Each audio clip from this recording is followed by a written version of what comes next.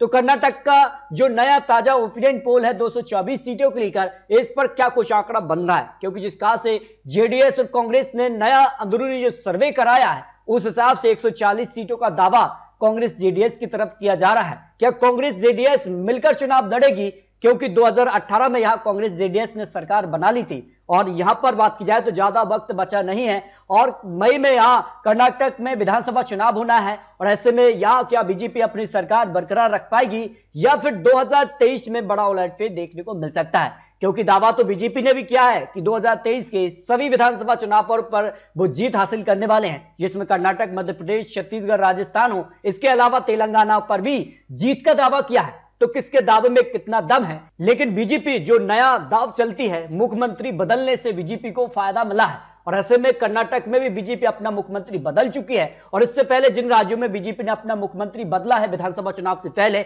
वहां पर बीजेपी ने फिर से सरकार में वापसी की है, जिसमें गुजरात हो, उत्तराखंड हो या अन्य राज्यों पर रहे, जिनमें 3 राज्यों पर भी बड़ा उलटफेर देखने को मिला और तीनों राज्यों पर बीजेपी ने यहां पर जो है सरकार बनाने में सफल रही है, गठबंधन के तौर पर अपने दम पर सरकार बनाई है। लेकिन 9 राज्यों का जो चुनावी नतीजे होंगे 2023 के लिए वो 2024 के लिए काफी महत्वपूर्ण हो जाते हैं और इसीलिए सभी पार्टियां अपनी पूरी ताकत और पूरे दमखम के साथ चुनावी मैदान में हैं। आम आदमी पार्टी ने भी दावा किया है कि कर्नाटक में वो सरकार बनाने वाले हैं, जबकि कांग्रेस ने भारत जोड़ो यात्रा और हाथ से हाथ जोड़ो यात्रा जो निकाली है उसका कितना फायदा कर्नाटक में मिलेगा, क्योंकि कर्नाटक में क्या बीजेपी फंस सकती है। यहां आंकड़े 2018 में 104 सीटें भारतीय जनता पार्टी ने हासिल की थी, जहां कांग्रेस ने 80 सीटें और जेडीएस ने 37 सीटें यहां हासिल की थी। कांग्रेस जेडीएस ने मिलकर यहां गठबंधन के तौर पर सरकार बनाई, लेकिन ज्यादा समय यह सरकार नहीं चली। उसके बाद बीजेपी ने यहां पर अपनी सरकार बनाई और अभी भी बीजेपी यहां सरकार में है। लेकिन 2023 चुनाव काफी महत्वपूर्ण हो जाता है,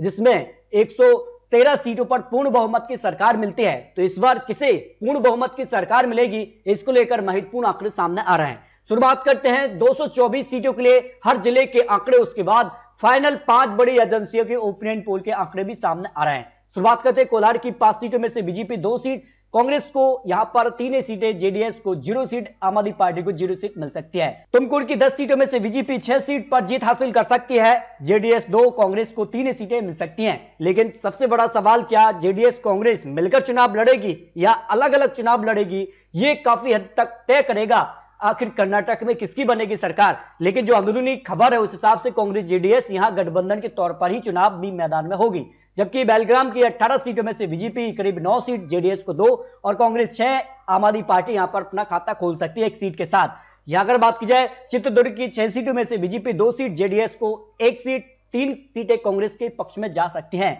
इसके अलावा दामनगेड़ी की 8 सीटों में से बीजेपी 4 सीट, जेडीएस को 2 सीट, कांग्रेस को 2 सीट और यहां अन्य के पक्ष में 0 सीट जा सकती है। हावेरी की 6 सीटों में से बीजेपी यहां सबसे ज्यादा 4 सीट, जेडीएस को 1 सीट, कांग्रेस को 1 सीट पर जीत की संभावना दिखाई दे रही है। अगर बात की जाए बांगलकोट की 7 सीटों में से बीजेपी 2 सीट, जेडीएस को 1 सीट, कांग्रेस को यहां 3 सीट, 1 सीट अन्य के पक्ष में जाने की संभावना दिखाई दे रही है। अगर बात की जाए बीबीएम मध्य की 8 सीटों में से तो बीजेपी को यहां 2 सीट, जेडीएस को 1 सीट, कांग्रेस यहां 4 सीटों पर जीत हासिल कर सकती है, अन्य के पक्ष में भी 1 सीट जाने की संभावना दिखाई दे रही है। रायपुर की 7 सीटों में से बीजेपी यहां 4 सीटों पर कमल खिला सकती है, जेडीएस को 1 सीट, कांग्रेस यहां 2 सीट, अन्य के पक्ष में बात की जाए तो 0 सीट अन्य के पक्ष में जाने की संभावना दिखाई दे रही है। इसके अलावा अगर बात की जाए 7 सीटें यहां पर बंगलौर अर्बन से आती हैं और यहां पर बीजेपी को 4 सीटों पर जीत की संभावना है, जेडीएस को 1 सीट, कांग्रेस यहां 2 सीटों पर जीत यहां पर दर्ज कर सकती है, अन्य के पक्ष में 0 सीट जा सकती है। बिदरी की 6 सीटों में से कांग्रेस को यहां 2 सीट, जेडीएस को 1 सीट और बीजेपी को यहां पर 3 सीट, यानी गठबंधन होता है तो बराबर की टक्कर यहां देखने को मिल सकती है। अगर बात की जाए उत्तर कन्नड़ की 6 सीटों में से बीजेपी को 4 सीट, जेडीएस 0 सीट, कांग्रेस को यहां 2 सीटों पर जीत की संभावना हो सकती है, जो अनुमान लगाया जा रहा है। जबकि बीबीएमपी उत्तर की 8 सीटों में से बीजेपी यहां 2 सीट, जेडीएस को 1 सीट और कांग्रेस को 3 सीटें, अन्य के पक्ष में यहां 2 सीटें जा सकती है। इस हिसाब से अगर बात की जाए तो यहां पर गठबंधन काफी आगे दिखाई दे रहा है, जो अनुमान यहां पर लगाया जा रहा है। इसके अलावा अगर बात की जाए तो चिकमंगलुरु की 5 सीटों में से बीजेपी को सबसे ज्यादा 3 सीटें, जेडीएस कांग्रेस को 1 सीट मिल सकती है और अन्य के पक्ष में यहां 0 सीट जा सकती है। बेलारी की 9 सीटों में से बीजेपी को यहां पर 3 सीटें, जेडीएस को 2 सीट और कांग्रेस को यहां पर 4 सीटें। अगर गठबंधन होता है तो यहां पर कांग्रेस जेडीएस आगे दिखाई दे रही है, जो अनुमान यहां लगाया जा रहा है। अगर बात की जाए मंडवा की 7 सीटों में से बीजेपी 3 सीट, जेडीएस को 1 सीट और 3 सीट पर ही कांग्रेस को जीत की संभावना, अन्य के पक्ष में यहां पर 0 सीट जा सकती है। अगर बात की जाए धारवाड़ की 7 सीटों में से बीजेपी को यहां पर 3 सीटें, जेडीएस और कांग्रेस को भी यहां पर 3 सीटें मिल सकती हैं, 1 सीट अन्य के पक्ष में जा सकती है, यानी यहां पर